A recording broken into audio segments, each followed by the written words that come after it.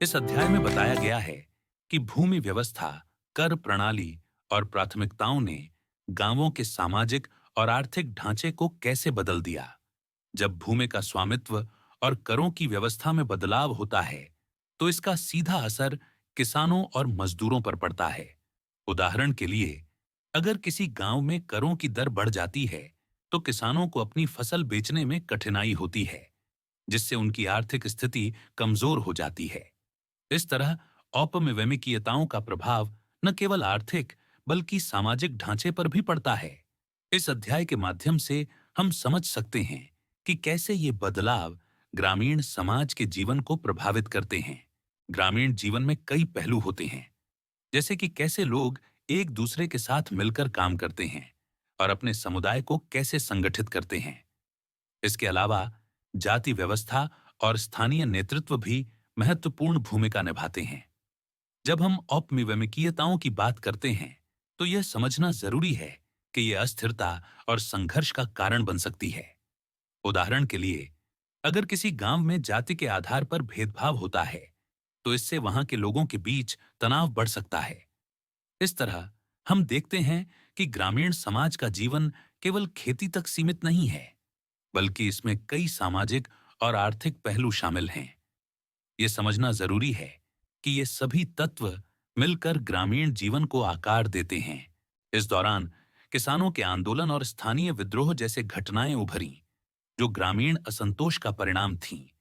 उदाहरण के लिए, चंपारण आंदोलन ने किसानों के अधिकारों की रक्षा के लिए उनके संघर्ष को दर्शाया।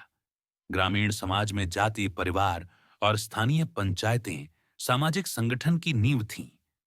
कृषि और पशुपालन मुख्य आर्थिक गतिविधियां थीं, लेकिन मिमिए की नीतियों ने किसानों की आर्थिक स्थिति को प्रभावित किया। इस प्रकार यह समझना महत्वपूर्ण है कि औपनिवेशिकता ने ग्रामीण जीवन को कैसे प्रभावित किया और किस तरह से यह सामाजिक और आर्थिक असमानताओं को जन्म देती है। जब हम औद्योगिक क्रांति की बात करते हैं, तो यह स्पष्ट होता है कि इस समय के दौरान मजदूरों में असंतोष और संघर्ष बढ़ा। यह असंतोष मुख्यतः उनके काम करने की परिस्थितियों, कम वेतन और लंबे घंटों के कारण था। मजदूरों ने अपनी आवाज उठाई और बेहतर हालात के लिए संघर्ष किया। इस संघर्ष ने न केवल उनके जीवन को प्रभावित किया, बल्कि समाज में भी गहरा परिवर्तन लाया। उदाहरण के लिए, जैसे एक बाग में जब पौधों को सही देखभाल नहीं मिलती, तो वे सूखने लगते हैं। उसी तरह जब मजदूरों की जरूरतों को नजरअंदाज किया गया, तो उन्होंने अपनी स्थिति को सुधारने के लिए एकजुट होकर आवाज उठाई। इस प्रकार औद्योगिक क्रांति ने न केवल आर्थिक बदलाव लाए, बल्कि समाज में भी गहरी हलचल पैदा की। यह असंतोष और संघर्ष हमें यह सिखाता है कि बदलाव के लिए आवाज उठाना कितना महत्वपूर्ण है। जब हम राजनीतिक दृष्टि से देखते हैं, तो यह स्पष्ट होता है कि औपनिवेशिक शासन ने गांवों को सीधे प्रभावित करने की कोशिश की। यहाँ पर स्थानीय प्राथमिकताओं को ध्यान में रखा गया और जमींदारों को एक प्रमुख सहायक के रूप में स्थापित किया गया। इससे गांवों में राजनीतिक संरचना में बदलाव आया। वहीं सांस्कृतिक दृष्टि से भी ग्रामीण जीवन में कई परिवर्तन हुए। पंचायतें और स्थानीय परंपराएं औपनिवेशिक शासन के प्रभाव में आईं।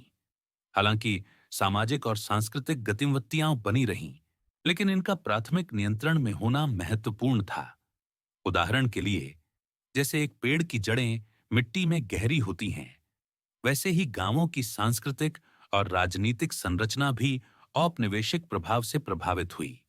इस प्रकार हम देख सकते हैं कि ग्रामीण समाज केवल आर्थिक दृष्टि से ही नहीं, बल्कि राजनीतिक और सांस्कृतिक दृष्टि से भी औपनिवेशिक नियंत्रण के प्रभाव में था।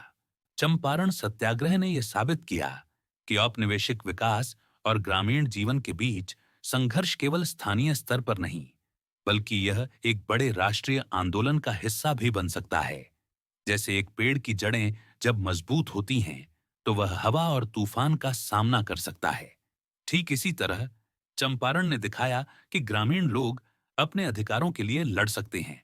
इस प्रकार हमने देखा कि औपनिवेशिक विकास ने ग्रामीण समाज को कैसे प्रभावित किया और किस तरह से यह स्वतंत्रता संघर्ष की नींव बना। यह अध्याय हमें भारत के राजनीतिक और सामाजिक इतिहास को समझने में मदद करता है। इस अध्याय में हमें यह समझाया गया है कि औपनिवेशिकता ने किस तरह से ग्रामीण जीवन को प्रभावित किया। औपनिवेशिक शासन ने न केवल ग्रामीण लोगों की आर्थिक स्थिति को बदला, बल्कि उनके सामाजिक और राजनीतिक अधिकारों पर भी गहरा असर डाला। इससे स्वतंत्रता आंदोलन की नींव रखी गई, जिसमें ग्रामीण समाज ने अपने अधिकारों के लिए एकजुट होकर लड़ाई लड़ी। एक उदाहरण के तौर पर हम देख सकते हैं कि कैसे किसानों ने अपनी फसल के उचित मूल्य के लिए संगठित होकर आंदोलन किया। जब वे एकजुट होते हैं तो उनकी आवाज अधिक प्रभावशाली बन जाती है और वे अपने अधिकारों के लिए लड़ने में सक्षम होते हैं। तो इस अध्याय से हमें यह सीखने को मिलता है कि संगठित होकर संघर्ष करना कितना महत्वपूर्ण है, खासकर जब बात अधिकारों की हो।